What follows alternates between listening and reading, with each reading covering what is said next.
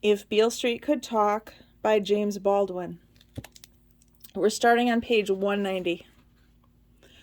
When Fonny learns that the trial has been postponed and learns why and what effect Victoria's disaster may have on his own, it is I who tell him something quite strange, altogether wonderful, happens in him. It is not that he gives up hope, but that he ceases clinging to it. Okay, is all he says. I seem to see his high cheekbones for the first time, and perhaps this is really true. He has lost so much weight. He looks straight at me, into me. His eyes are enormous, deep and dark. I am both relieved and frightened.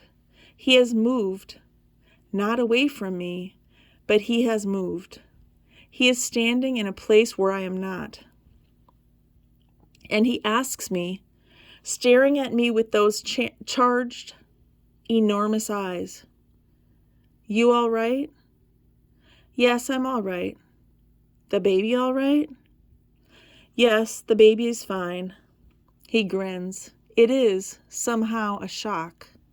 I will always see the space where the missing tooth has been. Well, I'm all right, too. Don't you worry. I'm coming home. I'm coming home to you.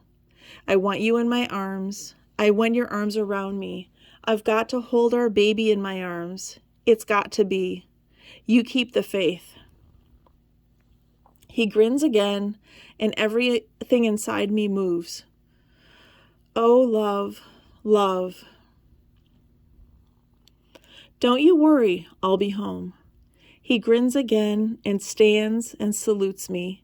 He looks at me hard, with a look I have never seen on any face before.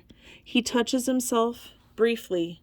He bends to kiss the glass. I kiss the glass. Now Fonny knows why he is here, why he is where he is. Now he dares to look around him. He is not here for anything he has done. He has always known that, but now he knows it with a difference.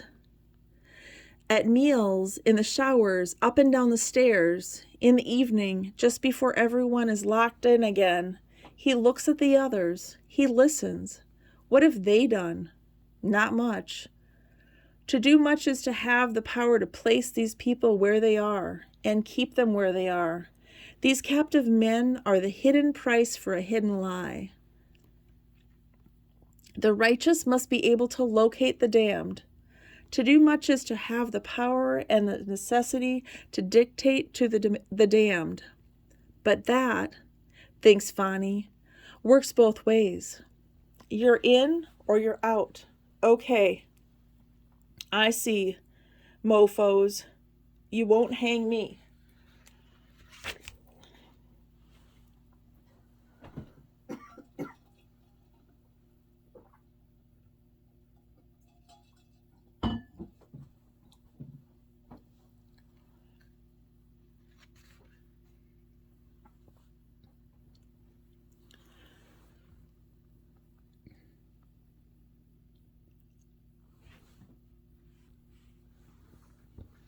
I bring him books and he reads.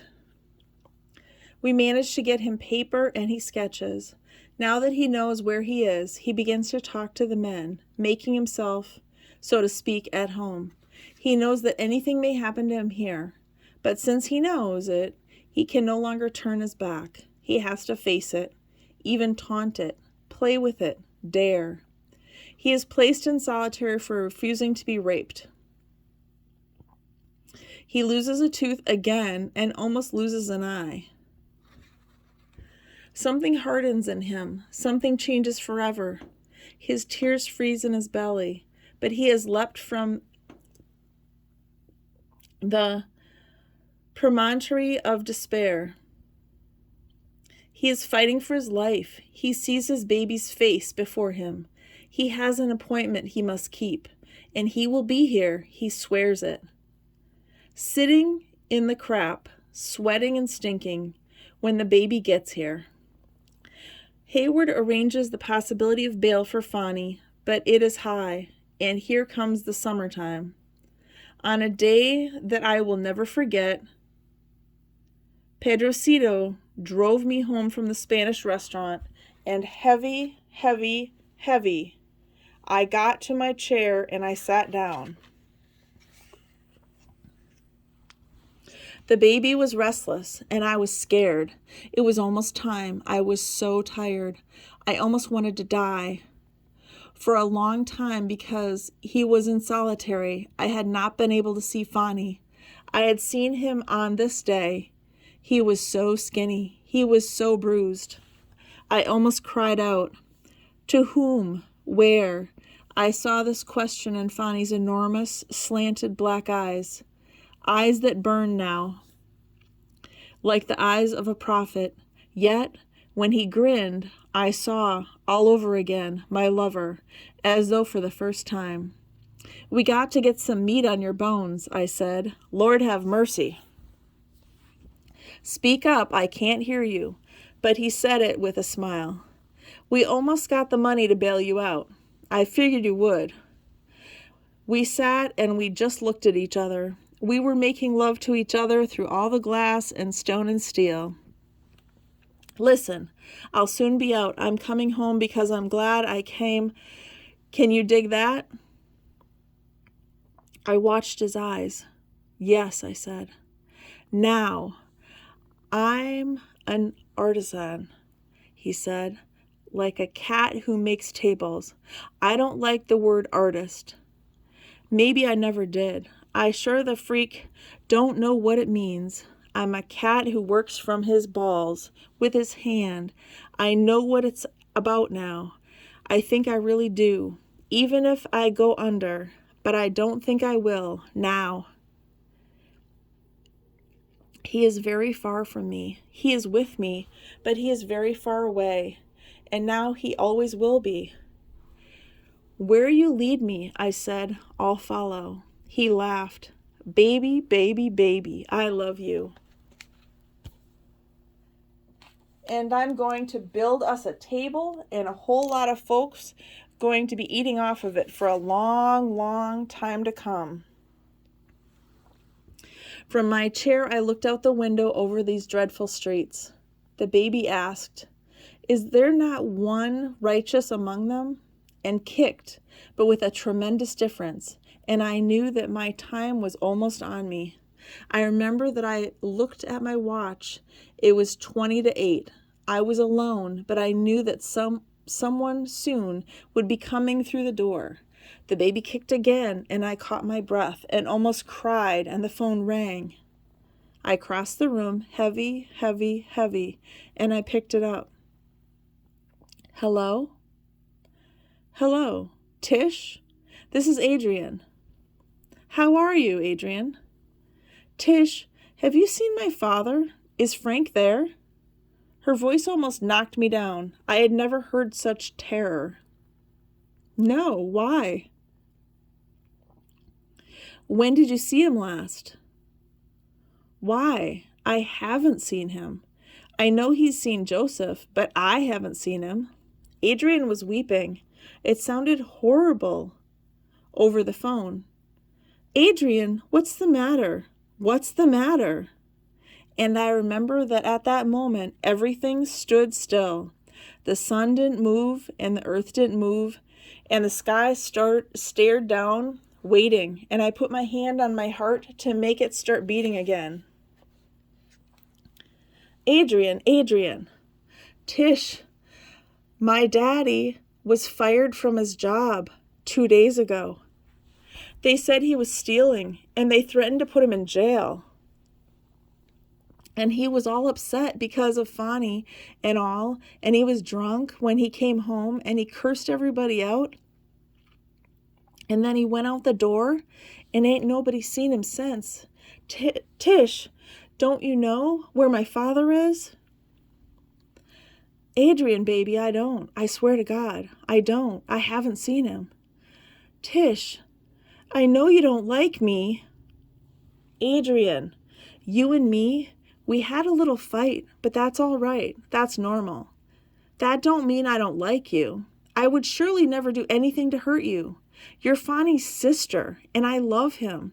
I got to love you, Adrian. If you see him, will you call me? Yes, yes, yes, of course.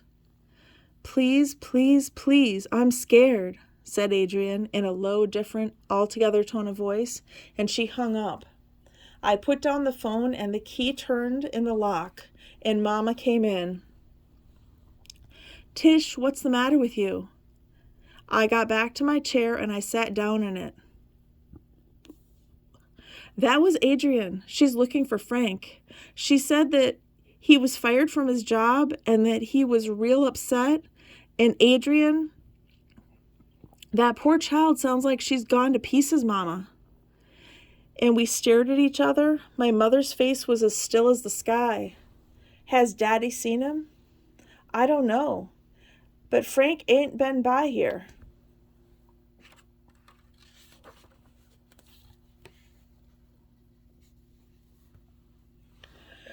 She put her bag down on top of the TV set and came over and put her hand on my brow. How you feeling? Tired. Funny. You want me to get you a little brandy? Yes, thank you, Mama. That might be a good idea. It might help to settle my stomach. She went to the kitchen and came back with the brandy and put it in my hand. Your stomach upset? A little. It'll go away. I sipped the brandy and I watched the sky. She watched me for a moment, then she went away again.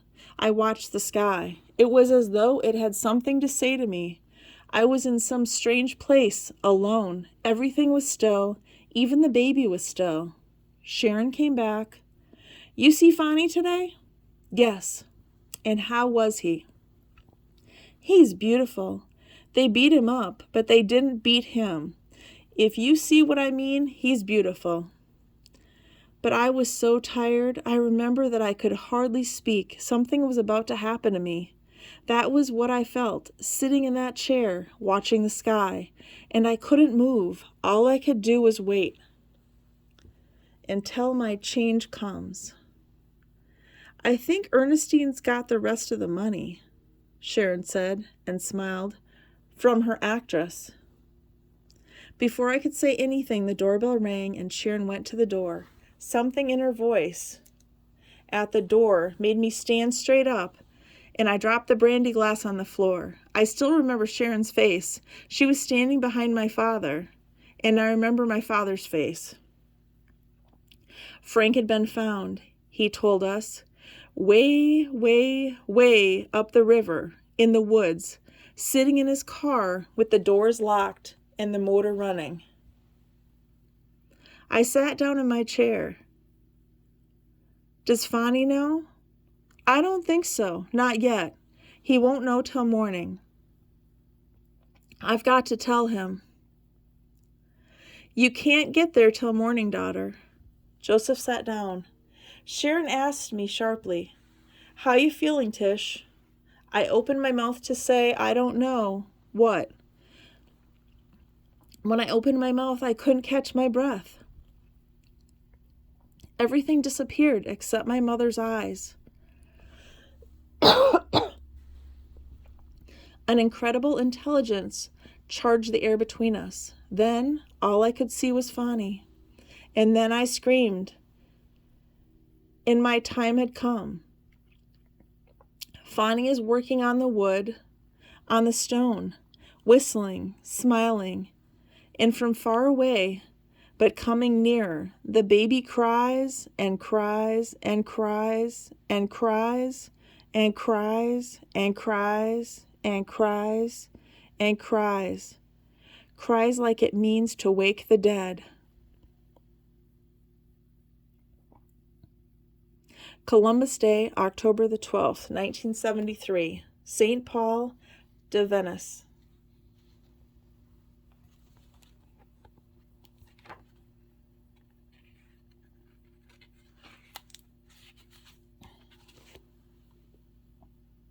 And that's the end.